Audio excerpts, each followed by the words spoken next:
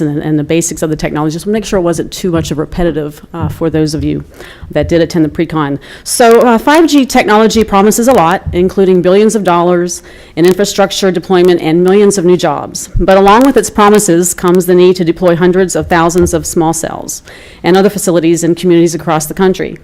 So today we're going to find out how local governments and industry are working to bring smart services and benefits to all Americans. And I want to quickly introduce each of our speakers, and then this will be more of a Q&A. I've got some prepared questions, and then we'll open it up at the end for audience to ask questions. So we've got Van Bloys. He's Senior Government Affairs Counsel with WIA. Van leads the Wireless Infrastructure Association's state and local advocacy issues, including work before state public utility commissions and state legislatures. He outreach to municipalities to coordinate dialogue among industry and local stakeholders. Then we have Jason Caliento. He is Senior Vice President of Network Strategy with Mobility, where he leads network engineering, real estate, government relations, construction, and operations for mobility. And he has 18 years of experience in the telecom industry, focused on network design and deployment. And we have Ken Fellman, Esquire. He is president of Kissinger and Fellman, a longtime friend of NATOA and of mine, and a big Broncos fan, for those of you who don't know. Go Broncos. He's a partner in the Denver law firm of Kissinger and Fellman. His practice emphasizes local government representation, particularly telecommunications law. Ken represents local governments nationally in connection with cable matters, community broadband deployment, public safety communications, and wireless small cell. He served as mayor and city council member in Arvada, Colorado from 1993 to 2007. And again, he is a longtime member of NATOA and served as president. And Alan Tantillo, he is director of national siting policy with T-Mobile. Alan has close to 20 years of wireless industry experience, and he is the National Director of Deployment and Siting Policy at T-Mobile, and he's responsible for the National Development and Alternative Coverage Solutions teams. So that's an introduction of our speakers, and I will go ahead and tee up the first question, and this is again more of a basic question of from the carrier's perspective. What is 5G and when is it coming, and why are small cells important for 5G? So I'll just begin with Alan. You'll begin with the carrier, right? Yeah. Thanks. So 5G is a lot. Well, 5G is a lot of things to a lot of different people. Some of the biggest things that come to mind to me on what it means is, one is it's from a technology and standard perspective, it provides lower latency, and we have lots of other things like enhanced battery life, greater, more efficient use of spectrum and capacity. So those are all kind of really technical things, right? But what it really means to me as a carrier is it means lots of new opportunities for new applications and new services and new ways for us to provide for our customers. That's the short answer of it. Why are small cells so important for that? How many of you were here when we showed our small cell video on Monday? We used an analogy in there of a coffee shop, and where the coffee shop's empty and there's a barista and a customer and they're talking across the room, and it's really easy for the conversation to happen. But as the room fills up, it becomes more difficult for people to have that conversation. And so the barista and the customer need to get closer together. And that's really a great analogy on why we need small cells. In order for us to provide faster services, more reliable services, we need to start bringing the network and the end user closer together in concentrated areas where there's high concentration of people or usage, and that's really why we have a big need for small cells. I think I'd add, that's great, Alan, I completely agree, and then I think what I'd add is when we're talking about this layer of applications, when you think about really applications that have developed over the last 10 years and whole industries that have developed in the last 5 years. Uber, Airbnb, didn't exist before the iPhone didn't exist until really the internet became very mobile. And now those are two of the most valuable companies in the world. And so I think when we're talking about 5G and the technology platform, that's really going to be a jumping off place for all kinds of applications, not just on the commercial side, but also, I'm playing a little bit of futurist here, but also on the public safety side. We've talked a lot about enhanced reality for first responders, for police and firefighters. I had an example on Monday of a heads-up display for a firefighter that's enhanced, that if that's connected, can get real-time information back to a command center and have real-time information that's transported back and forth at, as Alan said, really low latency and really high speeds. So I think when we talk about those applications, it gets really kind of compelling of why we want to do this. And it's really, at the end of the day, about creating more economic value in our cities and in our communities that we don't see today, but the platform will be created to go do that. So I guess I can talk to the question regarding when it's coming. So by all means, I think the standards will probably be released in 2020. But the FCC is looking at opening up these frequencies now. They had a public notice last summer regarding frequencies above 24 gigahertz. Folks are looking at the new Citizens Broadband Radio service in the 3.5 gigahertz band that will also likely play a role in 5G. So it's not as though we're going to wait until 2020 and sit around and say, okay, now we'll roll it out.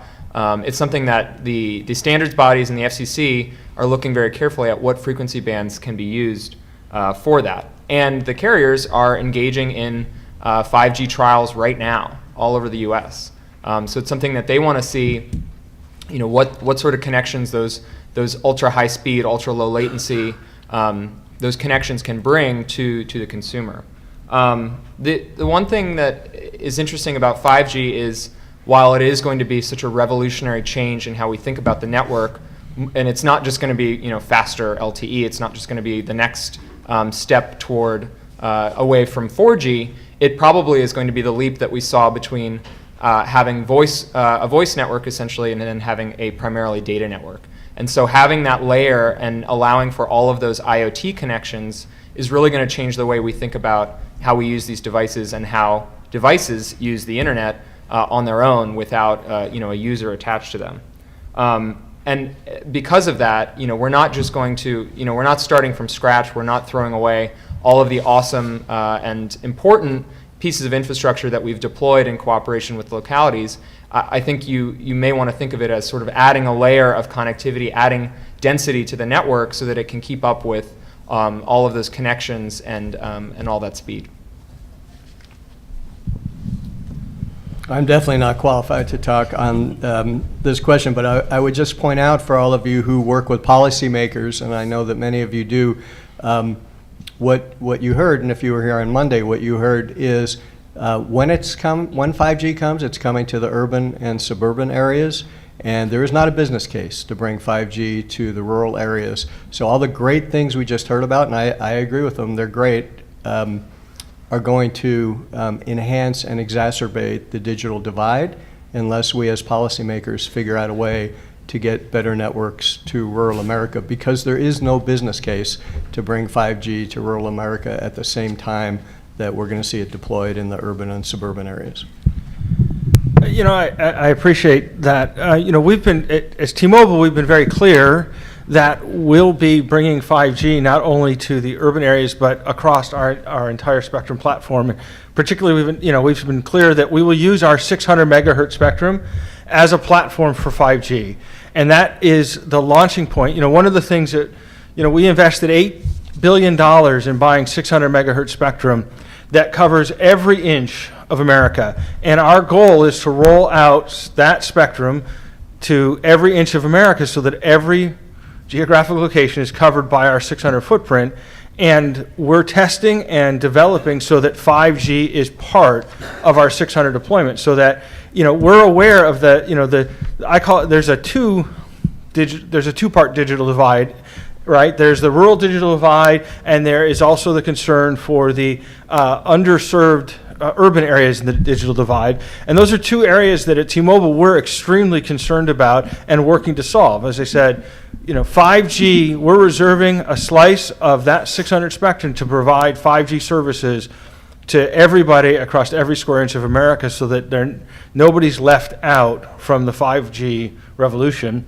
And as we'll talk about our small cell deployment, we are very over-indexed or over-focused on providing service to our customers in what would be underserved communities. As you look at our customer base and where we're deploying our small cells today, it's in those areas where we have dense urban residential populations so that we can serve them. And our deployments today are the foundation for 5G. What we as carriers are doing today is building the foundation, the bedrock, so that 5G can be launched and utilized as quickly as possible. If we don't build today, when the standards are launched in 2020, it will be 2024 or 2023 before 5G is a useful technology. We have to build today to build that foundation. And I think Ken, I appreciate the comments as well, and I think it's an important distinction that when we look at, we're talking about 5G versus small cells, it's two different things. One helps facilitate the other, but for small cells to be deployed, it's typically where there's a capacity problem. And so or where we foresee, hey, to have a platform for high density populations, we put the small cells so that they're, as we talked about yesterday, so you get the frequency reuse and you get those things.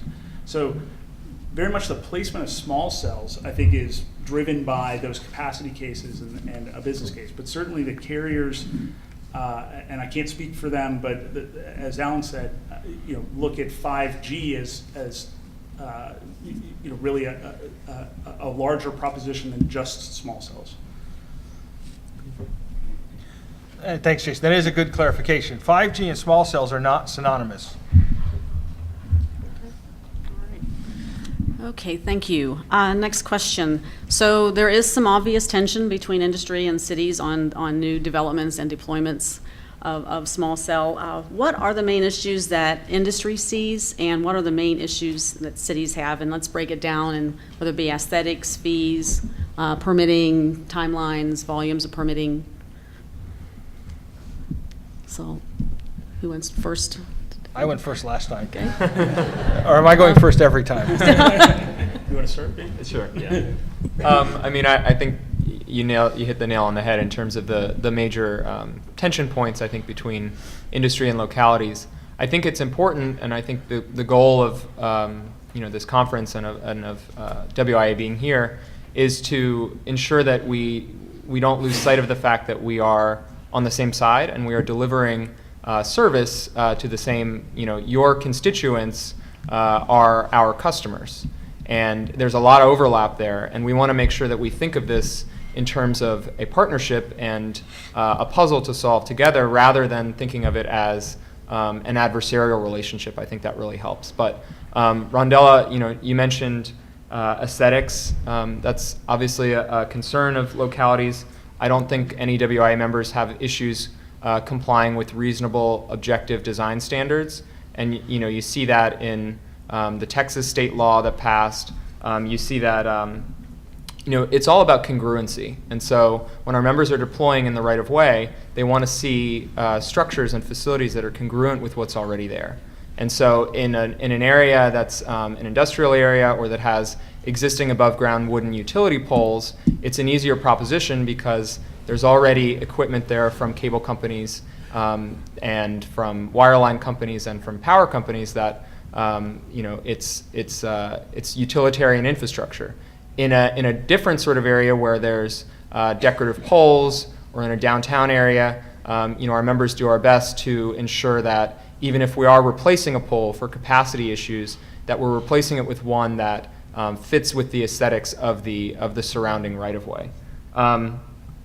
In terms of fees, I think you heard from my boss at lunch yesterday. We're looking at something that's cost-based. It compensates the locality for its cost in granting the permit for the right-of-way. I think fees that are higher than cost-based, and we do see them throughout the country, and that was sort of the basis for Mobility's petition last year. They're unreasonable, and they will forestall deployment. And these are limited CapEx dollars that our members want to spend deploying more facilities to their customers, and not spend on unreasonably high fees to municipalities. And then the last point on timeframes, I think the FCC shot clocks are an encouragement for action, and it sets forth the bounds of what is a reasonable period of time to review an application. Our members will only exercise the remedy, which is litigation, in the most extreme cases of delay, because it doesn't help anybody to be in court. It doesn't help our members get the facilities deployed, and it doesn't help the locality or its citizens have access to that connectivity.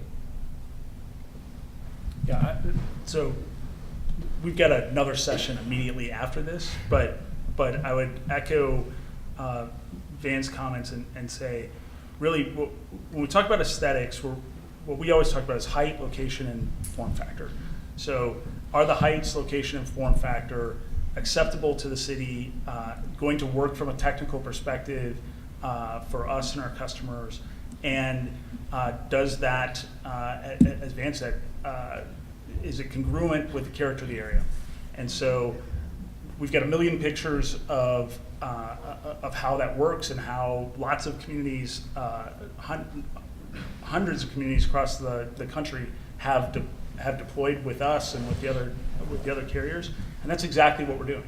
I think over the last year, and certainly over the last 2 years, I think there's been a great amount of progress on that front in terms of understanding that what heights are objectionable, what isn't, how do we tailor policies within cities to make sure that how industrial and commercial areas are treated is different than residential.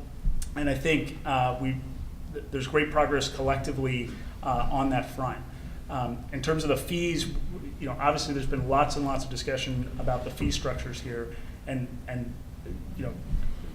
again, what we're all interested in is kind of reasonable, transparent, and non-discriminatory fee structures. And when the carriers have that, they can then go and in confidence go deploy billions of dollars of equipment and infrastructure to facilitate these types of services. So I think what I see often is the aesthetics piece and the fee piece being the two things that really kind of being the crux of the matter. One other thing on aesthetics, we just kicked off a property study. I think one of the things that comes up often about about aesthetics is it going to impact property values on that same street? And so we're going to go.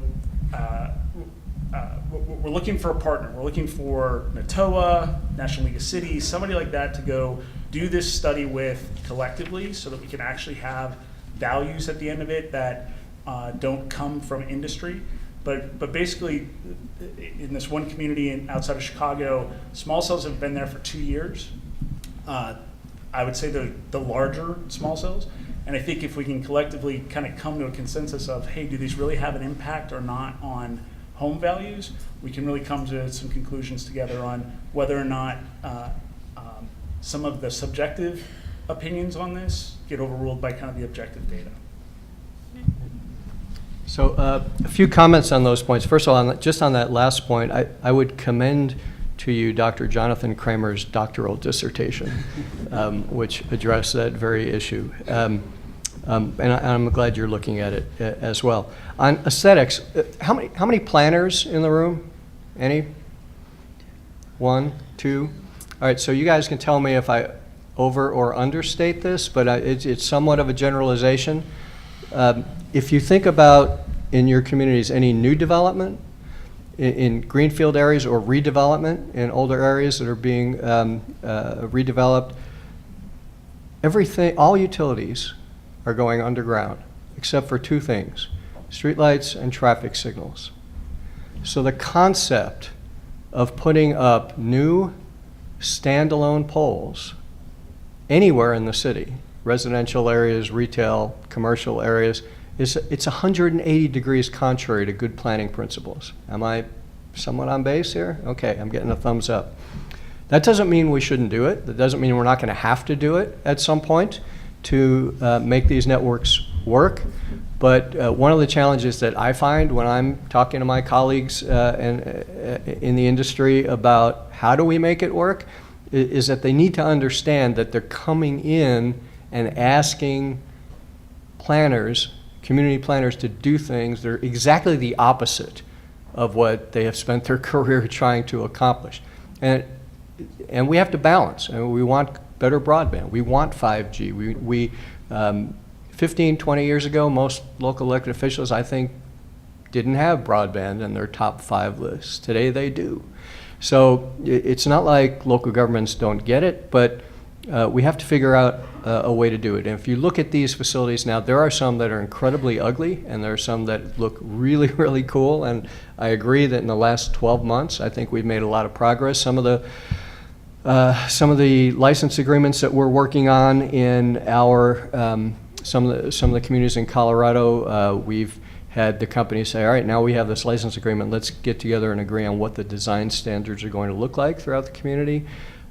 So we have a lot of positive examples to work on, but it is a challenge. And even in those areas, when you talk about doing it, making it look like what's there now, if you've got a bunch of wooden poles and 3 different wireline providers that are on the wires, chances are in the next 10 years there are plans to underground that infrastructure.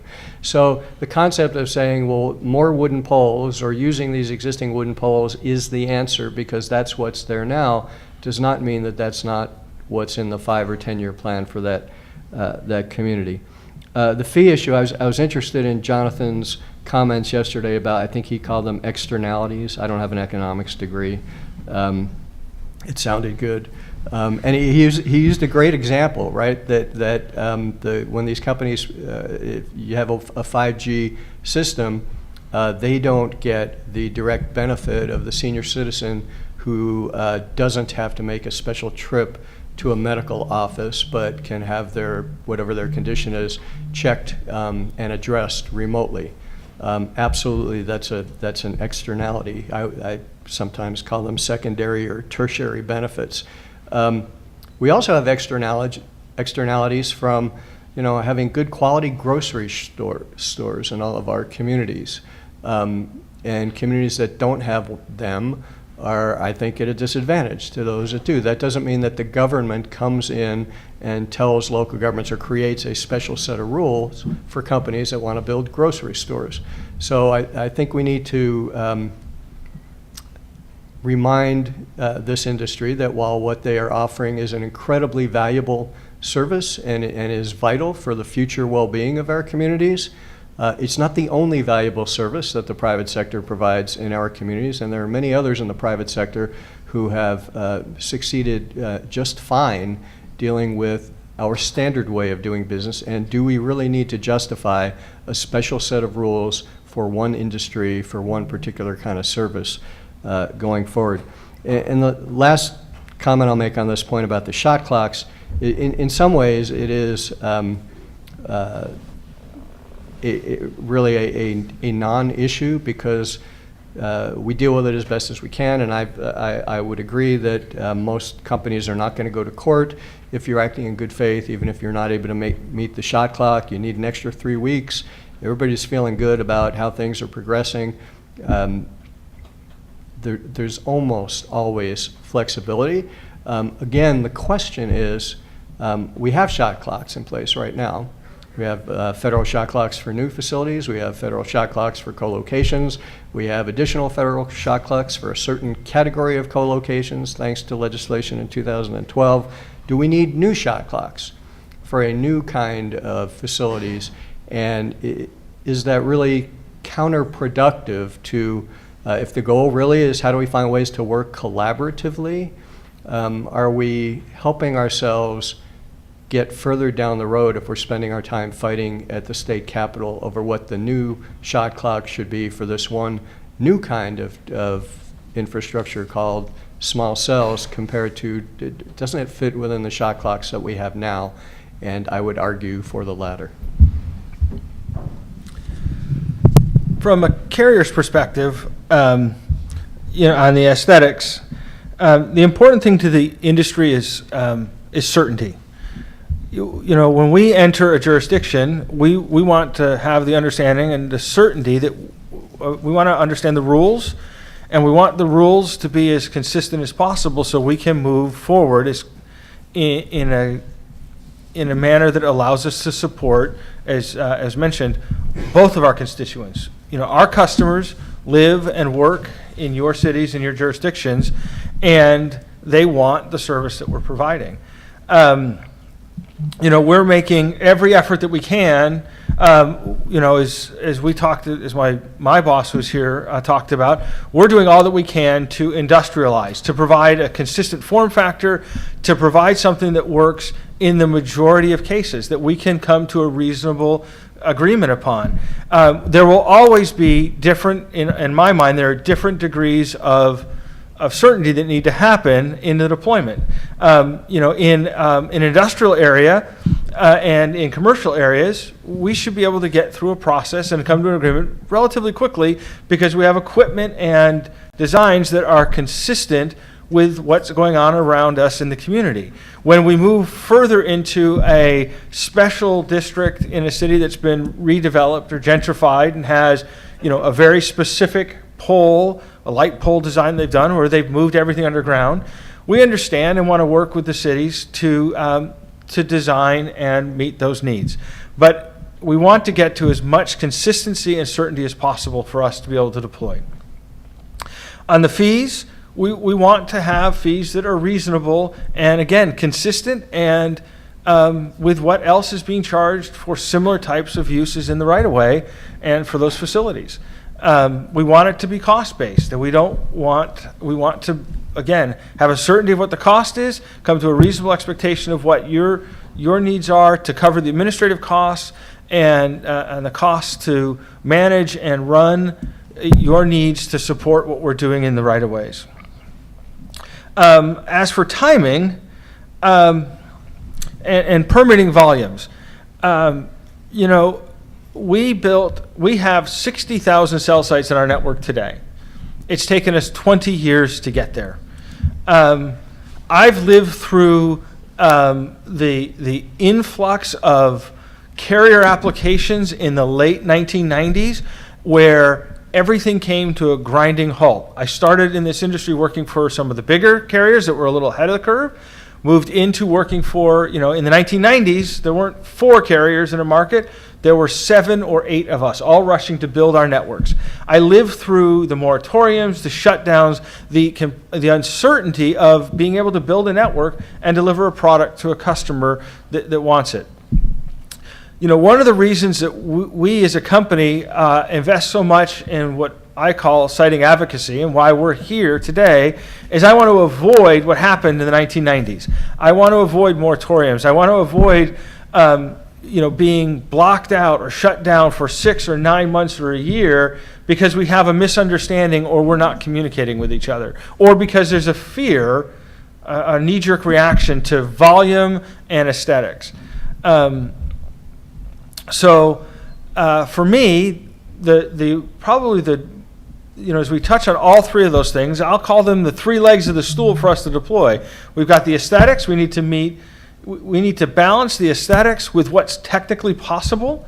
The great thing on a macro site is I can hide a lot of really ugly equipment in really big boxes, right? That look, that actually are getting smaller and smaller as time goes on. When I first started in this industry, we had a lot of equipment in shelters that were the size of a small RV, right? And now we're hiding a lot of equipment in, boxes that fit behind a fence and landscaping. But I still have a lot more flexibility around that on a macro site. When I'm dealing with a small cell, we've got to I'm dealing with, physics only allows me to shrink things so much. And, as physics goes on, we get smaller and smaller, but I have to work with you to come to something that meets both of our needs, that isn't a complete eyesore to your constituents, but also allows us to provide a service to our customers. So aesthetics is a really big issue. My boss showed something that we're working on with the industry, working on with the major OEMs, Ericsson and Nokia, to provide a box that provides everything that we need for not only today, but through what I'll call the next generation and a half of technology deployments, pushing them to put items in a form factor that is consistent. That in my case, I'm an 80-20 person in life. I want to see that work 80% of the time, and then we can spend 80% of my time and my people's time working on solving the 20% of the issues that we have with the jurisdictions in their special cases or where there's a need to do something different. The volume, we need to work with the jurisdictions on how to solve the volume. As I said, there are jurisdictions today that we made applications for small cells similar to what we've shown 18 months ago. And I haven't deployed my first small cell in those jurisdictions yet. That's worse than deploying a macro site today. Now, to me, that just seems so upside down. I'm trying to provide something that's small and compact, and in my mind just seems intuitive that I should be able to get that through faster. But yet it's not. And it comes back to a volume thing for a lot of the jurisdictions. Some of them it's in aesthetics. So we need to solve volume, aesthetics, and fees together. But we need to have certainty across all three of them, or we're not going to be able to move forward and bring the foundations for what is transformational technology to your cities. And as a development person, I see things in the private sector that I think translate into the public sector. If I can't deploy network or get coverage into private facilities, I hear from the landlord saying, I'm going to lose tenants. I'm going to start losing. There are major real estate developers that are looking at the deployment of wireless facilities in their buildings and saying, if I don't have best-in-class wireless services, I don't get best-in-class tenants. And to me, that not only translates to the private sector, but it will start translating into the public sector. If whole cities don't have best-in-class wireless infrastructure, they'll start losing best-in-class, or they'll start losing their base.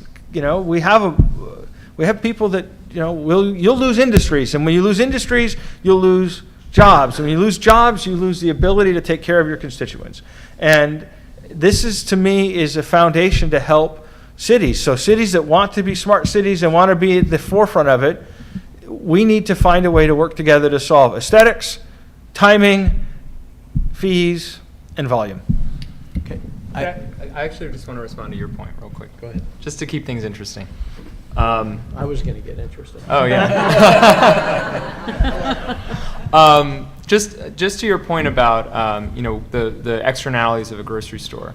And some of this is not, this is not what NATOA members will look at when they're reviewing applications, but when a grocery store comes into an area, they, pass zoning review if there needs to be one, and they get a building permit, and they pay for it, and they move forward with construction. If a wireless carrier comes into an area, first, because they are using federally licensed spectrum, they're a federal undertaking. And as a federal undertaking, they have to comply with the National Historic Preservation Act. And to comply with that, they need to consult with tribes, and in many cases pay tribal fees. They need to pay historic preservation consultants to ensure that it doesn't have an effect on the built environment or to cultural resources. They have to comply with the National Environmental Policy Act to ensure that it's not being built in a floodplain or it's not going to affect endangered species. And so all of these things, they're stacked up in terms of what the carrier has to go through or the infrastructure provider has to go through at the federal level before they even get to the local permitting level. If it were as easy to permit a Starbucks as it was to permit a small cell, I think we would see more of these. And the FCC, for its part, is doing what it can to streamline the process for its own reviews of Section 106, for tribal reviews, and for NEPA for small facilities. But I think it's important to know that you can't just go in and build with a building permit in many cases. The other thing is, with respect to the competitiveness of the right-of-way. There are cable providers who are in the right-of-way who are deploying Wi-Fi on the strand for free. So they're not paying any fees. And in many cases, they are now launching services that compete directly with wireless carriers. And so I think it only benefits consumers to have that increased competition between cable providers and wireless providers, and I think we'll begin to see that line blur a lot. But you have to look at, when you're charging $2,500 for a node, when the cable provider is doing it on their strand for free, you begin to see the competitive inequity there. So I just can't let the statement about, the building owners are saying I'm going to lose tenants if I don't get this great wireless service, and that's going to hit the public sector at some point. You don't think we don't know that now? How many people have a gig to the home every place in your community? Every place in your community. Fiber to the home everywhere, every business? One, okay. We're already losing business in many communities. We're already hearing every mayor knows this, and the fact that we have had states take away franchising authority, we have states that have limited not just to cost recovery, but less than cost recovery for wireline-based companies using the rights of way, all in an effort so that we can do exactly what you want and get all these great services into our communities because it's what's best for us. Has that worked? In some places, maybe you can make that argument. And then what happens where it hasn't worked? When the local governments say, we're going to take matters into our own hands, and we're going to invest our own money, and we're going to deploy our own networks and provide those services, then many of the same companies go down to the legislature, oh my God, we can't have the public sector competing with the private sector. You'll get the broadband that we say you're ready to get when we're ready to give it to you at the price we're telling you you're going to pay for it. So I get it that you're going to lose revenue streams if you don't have the ability to provide to multi-tenant buildings the kind of wireless broadband that building owner wants because there's a guy on the other side of town that gets it. But to suggest that local governments don't get that or have not been dealing with that problem for the last 10 years and have been frustrated because there's no quid pro quo here. We have industry, and I'm gonna bunch the wireline and the wireless folks together because I think it's true that are asking state legislators and federal legislators and federal regulators for special sets of rules so they can get all this stuff done quicker. But there's no quid pro quo. There's no, if we get that, we promise we're going to increase the amount of our investment X%. We promise that we're going to take a certain amount of that additional investment and we're going to put it in hard-to-serve areas. There's no, you give us these tax benefits and we'll start putting just as much new facilities into rural areas as we do in urban areas. And I'm waiting to hear somebody from the industry say, yes, we're asking for tax cuts. Yes, we're asking for cost-based recovery only. Yes, we're asking for new shot clocks. And if you give that to us, not trust us, you'll get better broadband, but we promise to do X, Y, and Z to solve some of these problems that local officials have been dealing with for the last 10 or 15 years. I haven't heard that yet. I'd like to make one comment to something that you said. I'm from a local government, and I've had a wireless provider. Can you get the microphone? that has- Step. We can hear you, please. If you could step up to the microphone, please, thanks. I was trying not to say anything, but I can't stand it here. I'm from a local government that we've had permits in hand that have been approved by a provider for 3 months, and they have yet to do anything with them. And they're still just sitting there. So don't say that we're holding up your permitting, that's everywhere else. We're working with you guys, but then when we give you the permit, you sit and do nothing. And I won't call any names as to who that provider is, but so it's a two-way street. You've got to do just exactly what he said. When you come in and say you're going to build something, you need to go ahead and do it and build it. I've got another sister city that's next to me that another entity put up 2 structures 18 months ago. They're now obsolete. The 2 structures that they put up that they said were for 5G are sitting out there now as an eyesore, and they're obsolete structures. They don't know yet how they're going to revise those. So I think the technology and everything else is moving faster than even you guys realize. So can you comment on that, about the technology changing faster? Do you really know what it is you need for 5G? So I can't. Those are interesting and they're challenging situations that we face as a carrier every single day. To address the point about permits sitting there and being ready to be built, we work on. You're right; they're there, and it happens on occasion, and it's not the way that we want to run our business, but unfortunately, in an industry that's currently probably has in the pipeline, from a macro perspective, probably has 40,000 sites in the pipeline across. I was going to get to the small cells. They've got 40,000 macro sites in the pipeline, and you add on top of that, probably 200,000 small cells in the pipeline. I mean, we've got close to 30,000 small cells in our pipeline just for T-Mobile today. There are a lot of factors that can go into why certain specific sites, too small cells may be held and not be able to be built. We can be running into challenges that are beyond what are part of the permitting process. One of the things that we find challenging is we get permits, but we can't get the backhaul, the fiber to the site, and so we have a permit that sits there until we can get the cable or the LEC or whoever is there to provide fiber to us so that we can connect the small cell to the network. If that lags, the permits could sit there until it happens. And those two things don't often dovetail together. And we run things in parallel in an effort. A lot of, I've worked in non-wireless development, and in a lot of non-wireless development, they run things in serial. I'm not going to do, when I develop a property, I'm going to do this in this order all the way through, and every box so when it gets and lines up perfectly.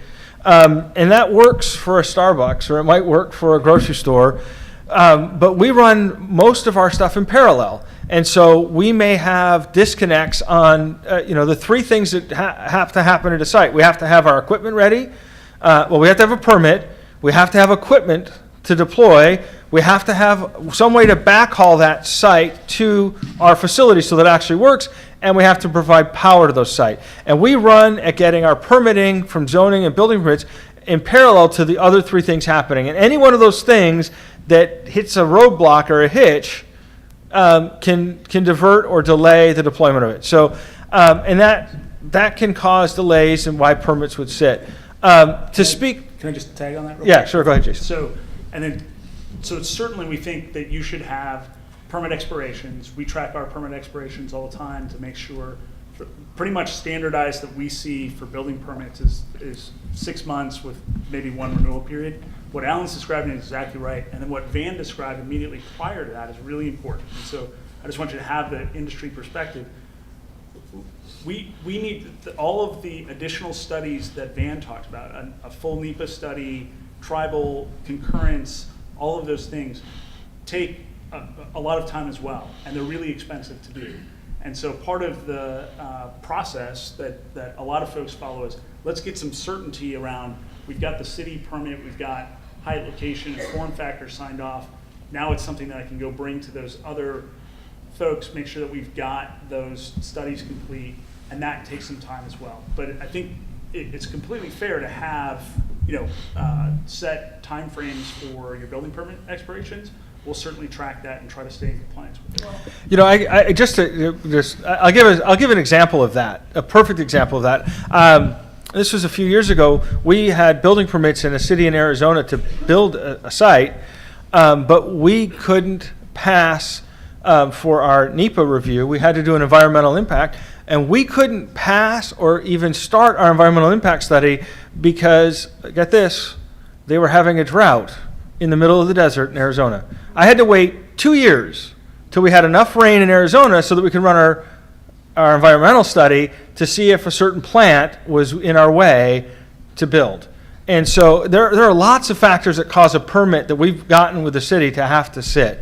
And we don't like having permits sitting there. I mean, that's, we talk about the. I just wanted you to hear the other side. Yeah. Of your comment of, we're waiting on governments to give us permits because we can't do any work because you won't give us a permit.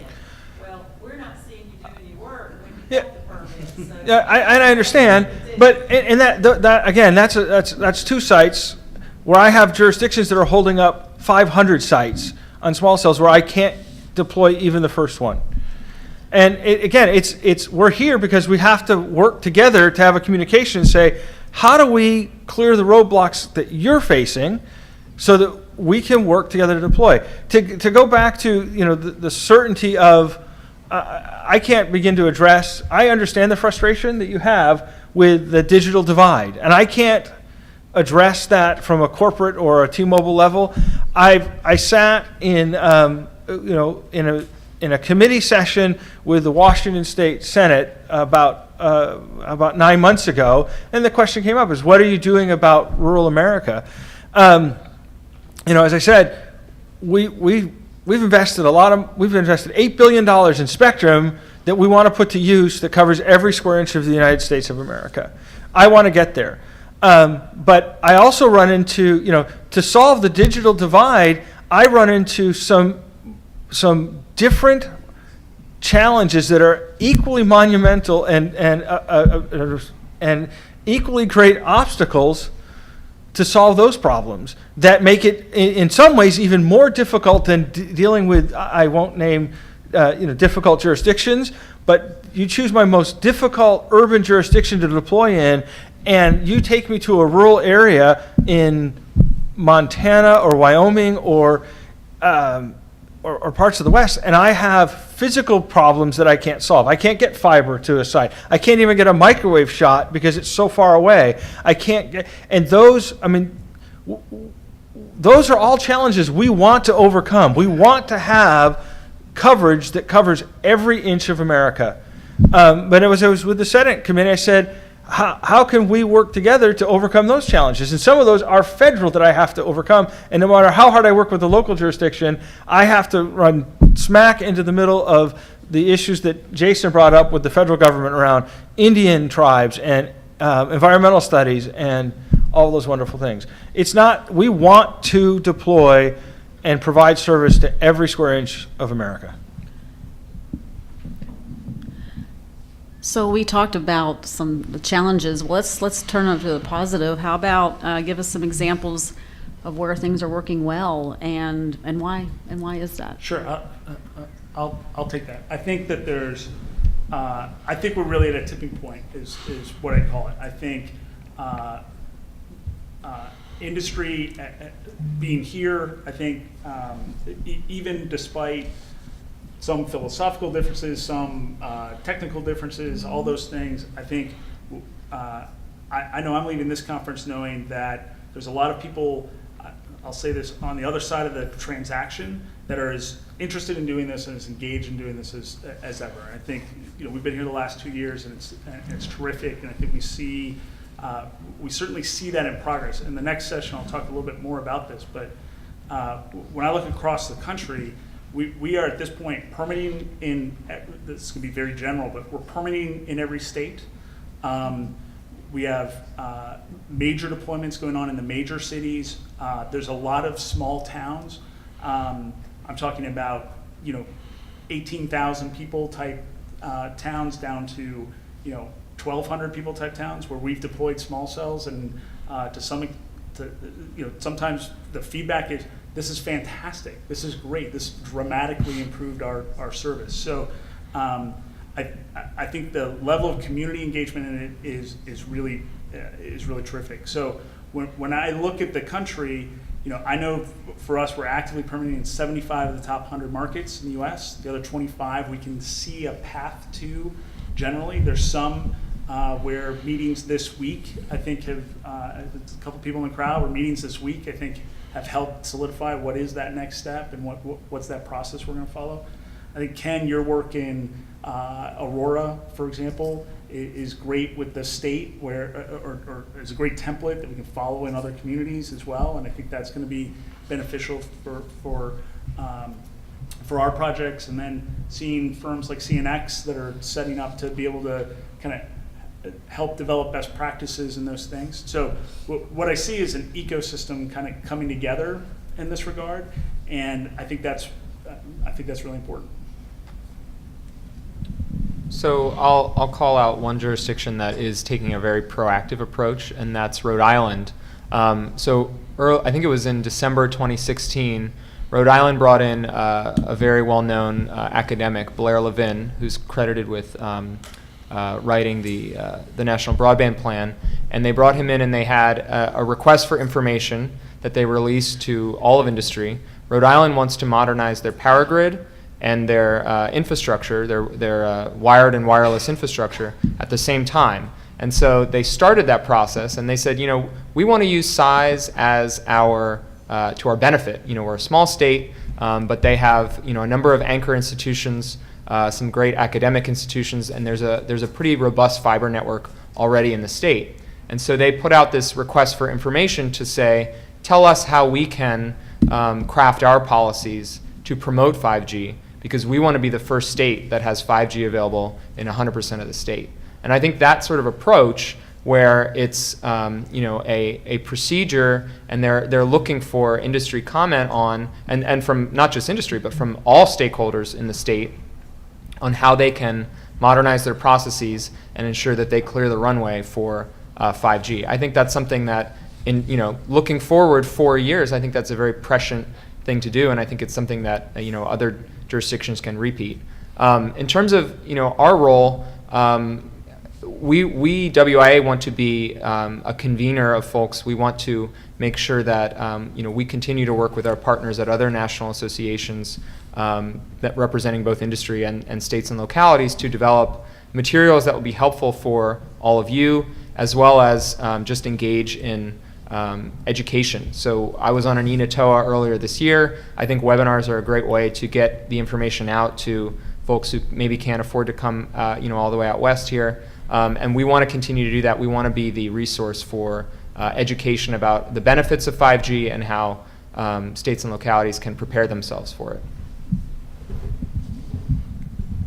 So I do think there's a lot of positive dialogue going on. I think this is an example. I think this conference is an example. Van, when you get home, though, you have to, Jonathan said yesterday, he was talking about, and we're starting to invite local government to come to our conferences and speak, and then we can have panels where we do what you guys do, just the other way around. We put one local government guy up there on the panel with 3 from the industry. So would you let them know that we do that too sometimes? I think we do need to focus on the positive, but we do need to talk about where there are problems. There are some local governments that have done, in my opinion, some incredibly stupid stuff. And there are some industry members that have done some incredibly stupid stuff. And it bothers me when I hear these comments about, well, I don't want to name names of the cities who do bad things because, we got to work there. Frankly, I don't know what community you were referring to, and I'm not going to ask you to say who it was, but if I'm the NATOA chapter in that state, I want to know who it was, because that's how you can have the dialogue. Maybe there's something going on there that's unique. Maybe maybe there's a different side of the story. I've read all the comments, as many of you in this room have, in the wireless and the wireline docket, and you have seen some of the comments from the industry saying, there's a bunch of cities who are doing it right, and it lists them by name. But a city in Minnesota did this, and a county in Virginia did this, and a town in Alabama did that. And I guarantee you there's another side of that story. And it's just basic due process. For those of you who went to law school or ever studied constitutional law, you can't respond to the allegations that are being made against you unless you know what they are. And here are these companies asking the FCC to establish federal rules based on these anecdotal stories of what's happening in communities that don't even know that they're being named. So I do think that if we were to take these good examples of what can happen when we dialogue And I appreciate you using the example of what we're doing in Colorado. Our state NATOA chapter is basically saying that one city was the first, and they got a deal done with mobility. Let's turn that into a model agreement. Not that everybody has to adopt it 100%, but there's probably 85% of what's in that agreement that will work for every other city that's going to be asked to cite, and that's going to save a lot of time with everybody else who comes down the pike. Well, we all ought to be doing stuff like that, but when there's a problem, we ought to talk about it. We ought to get all the facts on the table, and maybe we just end up agreeing to disagree. I've got one city in the back of my mind right now, and I'm not going to say who it is because we're not going to solve that problem without them here, that they just like, that's the way we do it, and we've always done it that way, and we're sorry if people want to use us as examples of bad actors, and maybe those kind of one-off unique circumstances are why we have courts. I don't want to go to court in these cases. You don't want to go to court. You've given examples of times where you've been held up for 18 months, both currently and in the early days of this, and some of us have lived through those too.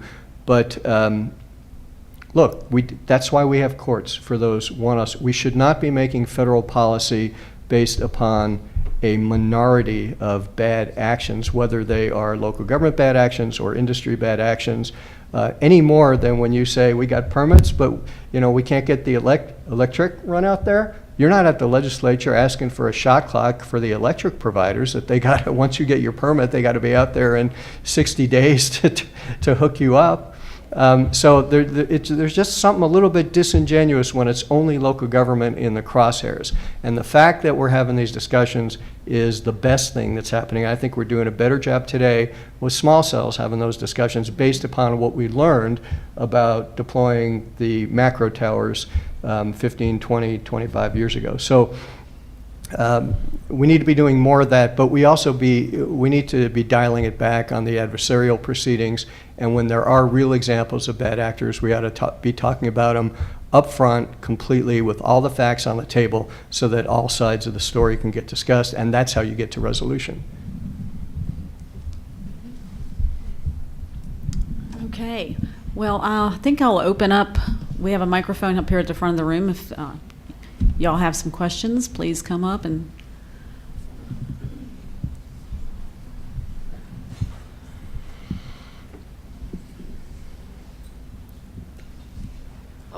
Hello, my name's Gabriel Garcia. I'm from San Antonio. I have a comment and then a clarification. On the issue of cable Wi-Fi not paying right-of-way rental and permitting fees, I'd like to point out that it is the small cell legislations that have passed in several states that have created that situation. I had the opportunity to speak to a wireless representative in Texas and asked about that. I said, why are you allowing that? It's clear discrimination because of why cable companies intend to provide Wi-Fi, just like you mentioned. And the response was, that's just the agreement that was reached by the parties. So that is the result of the small cell legislation that the entire wireless industry is supporting. On the clarification, there was a comment early on about the T-Mobile 5G deployment. So this is my clarification. So we know that current 5G pilots are using 5G antennas that are mounted on a commercial truck or a tripod that's like half a block away or a block away. And you mentioned that T-Mobile's 5G plan is to cover rural areas. And then there was also the comment that a 5G deployment is not like a small cell. So I'm just trying to understand if the pilots are using kind of a small cell that's just a block away, then how are you going to do 5G in rural areas, and how is 5G not like a small cell? I'm confused. Sure. I don't know how to kind of match those comments up. Why don't I try to unpack that a little bit for Okay. us? So I think the way to think of 5G is, first and foremost, it's a technical standard for a number of different parts, but it's effectively, what is the radio interface? How is this going to communicate back with a base station? And how is that base station going to communicate into what is effectively the cloud, right? How's it going to connect back into the World Wide Web? And so what the technical groups do, and we talked a little bit about this on Monday, but there's international technical bodies on this. And we're making a global standard that will basically say, here's what that air interface needs to look like from a technical perspective, and then here's all the rest of how you connect back into the core. That's what 5G is in terms of a technical standard. On top of that, as those technical standards get defined, that then defines equipment requirements and things like that, and say, great, this is everything that needs to be in that radio in order to communicate back with the device. And then here's how those devices communicate back with the core. Okay, I'm simplifying here, but that's that kind of technical layer. Then there's kind of the physical layer. How's that going to occur? And then yesterday we talked about it. 5G also sets up standards of what spectrum bands, right? What FCC spectrum bands can be in the U.S. What FCC spectrum bands can be used to deploy this technology, so that there's cooperation between all of the FCC license holders. And then from that point, once that's really well understood and those standards are set and the equipment standards are set, that's then when you get into the application layer of, okay, so what things can we have running at those speed tests and all that.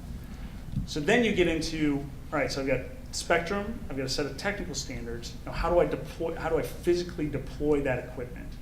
And the physical deployment of that equipment at different frequencies will be able to change how you do it physically. So at 600 megahertz, they're going to use, forgive me here, but chime in, they're going to use taller towers that they already have in their portfolio, are going to build in their portfolio, because 600 megahertz propagates over a really long distance, and they can do, as Alan said, kind of a thin layer of 5G at that point, or a layer, I shouldn't say thin layer, a layer of 5G at that point.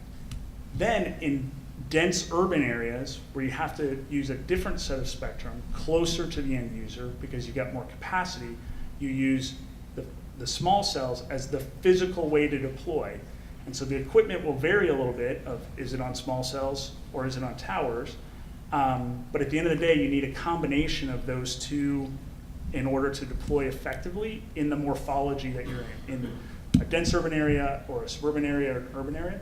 So all three of those things need to kind of line up so that you can deploy really well. But just so that we're clear, 5G deployment in an urban area is still going to need a pole, an antenna from a pole into some equipment in a household or commercial area, and then fiber back from that pole to the network. That's not going to change, right? Right, I think that general, when I say a pole, it could be anything from a small cell. A tripod, top of a car, but essentially a structure that is going to be there permanently. Yeah. Right, like a pole or Right. I mean, that and this will be required. Exactly. That's then, always required. Just see if make sure I understand this correctly. So then on the 600, spectrum, you can be much taller on a tower, but is it going to be the same speed as you'll be able to get when you're closer to the customer?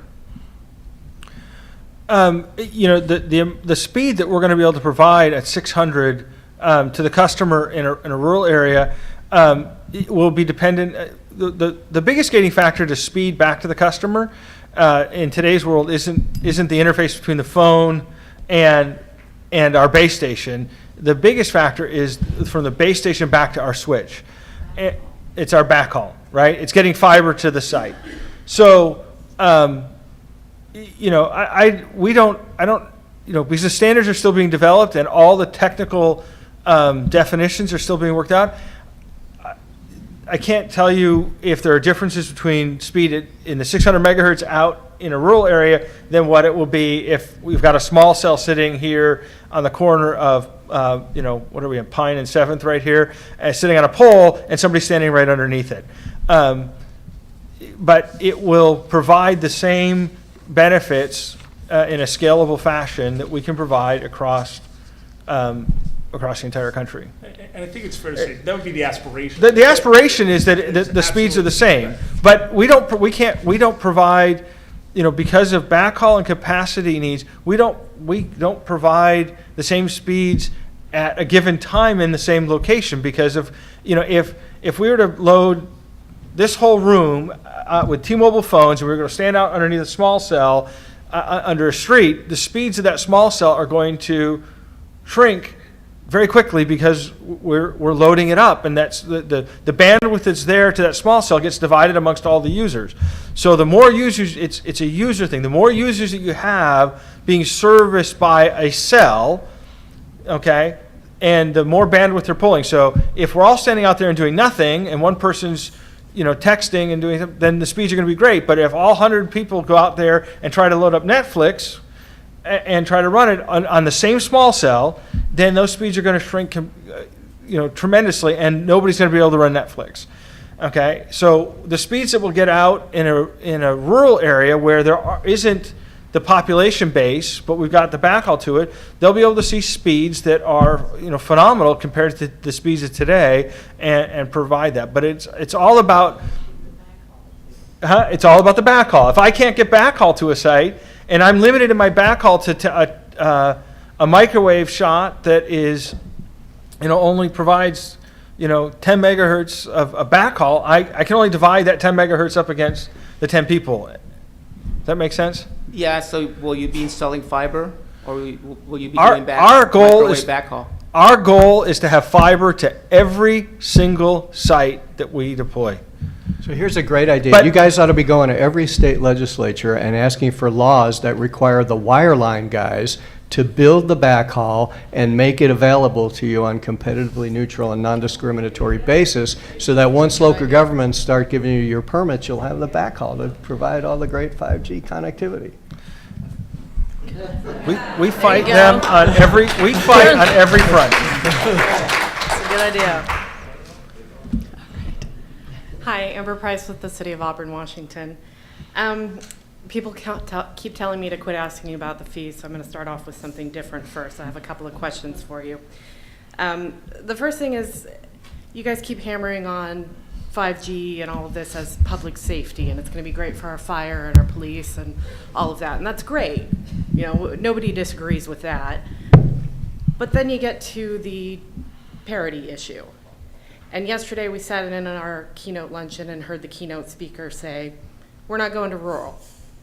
Well, how does that help their police and their fire and their public safety if you're not going there? You can say you're going there, but when it pencils out, it's not profitable. So how do you help their public safety? My next point, when it comes to the fees, has any of the industry done a fee study, even by state or county or whatever, to see what it actually costs a jurisdiction to process your permits? And if you haven't, why would you think that a $50 cap in Arizona, or a $250 cap somewhere else, or a $500 cap in Washington would cover the cost in San Francisco or Florida or wherever across the country? So why don't I take the fees question, and then I'll defer back on the rural deployments. But on the fees, yes, there's a number of cities that we've worked with that have put together a detailed fee study of what's it going to take from process. So let me split the fees discussion into two parts. One is the processing of the application, right?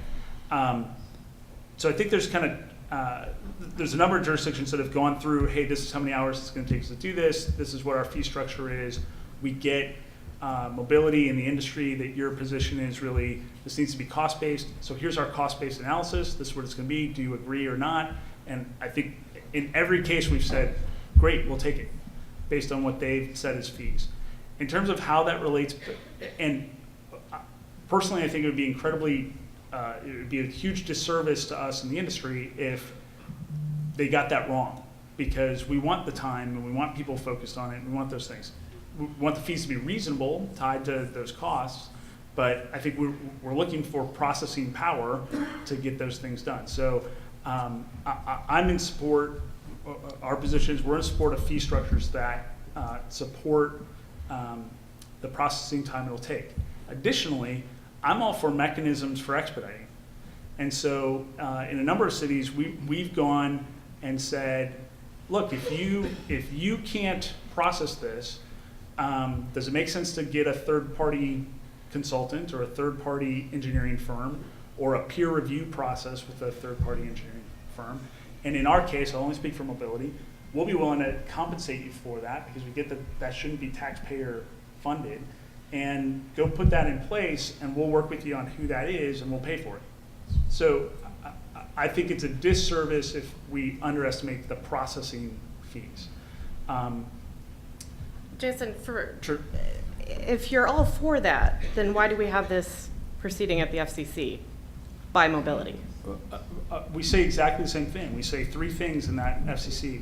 We want reasonable fees that are driven by the costs, so there's an understanding of what the cost is.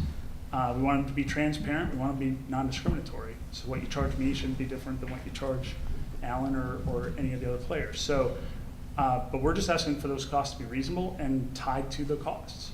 And so the reason why we did the proceeding at the FCC is we saw this wide disparity of costs. In some cases, hey, we want $10,000 to even talk to you. We need a deposit of $150,000 to process this. And we just said, okay, well, there's rules on the book that govern this, Section 253, and so we said, can we just get clarity on that? But at the end of the day, what I'm doing, because they haven't ruled on any of that, is we work with hundreds of jurisdictions across the country where we're going, yeah, that's a reasonable set of fees. It's tied to their costs. We'll pay for it. Does that make sense? Sure. On the rural deployment issue, the FirstNet, of course, was created by the 2012 Spectrum Act, and they have a mandate to cover rural America. And AT&T, FirstNet's corporate partner, is going to work to ensure that if there's not coverage there, they're going to bring coverage there.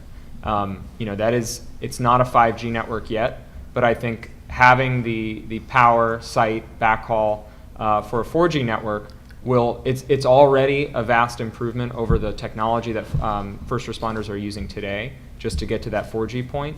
And because all of the facilities will be there, it will be easier at some point if AT&T and FirstNet decide to upgrade that to 5G. And so I think that there's a statutory mandate that says they have to cover these areas in rural America, and that it will improve public safety. Okay, I think we have time for one. You have a question? One more time? Yeah, sorry if you have time. Oh, This yeah. may be better asked for the mobility roundtable Okay. coming up, but All right. I'm Keith Nieder, City of Scottsdale. Just a question for mobility. I was told, because we were discussing some of the backhaul and the fiber, that mobility is looking to do microwave shots. Is that still the case and not use fiber? Yeah, so we use really three types of backhaul. And I think that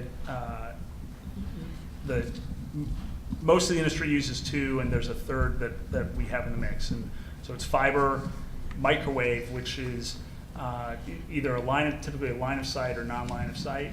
And then we use something called, with one of our clients, we use something called UE Relay, which is effectively using spectrum from their macro sites to be the backhaul to the small cell. So the way that manifests from a form factor standpoint is if you look at that example small cell over there, the antenna on top is the transmitting and receiving signal that communicates with this device, and then that other round antenna that's lower down on the pole communicates back with the macro site and is effectively the backhaul antenna for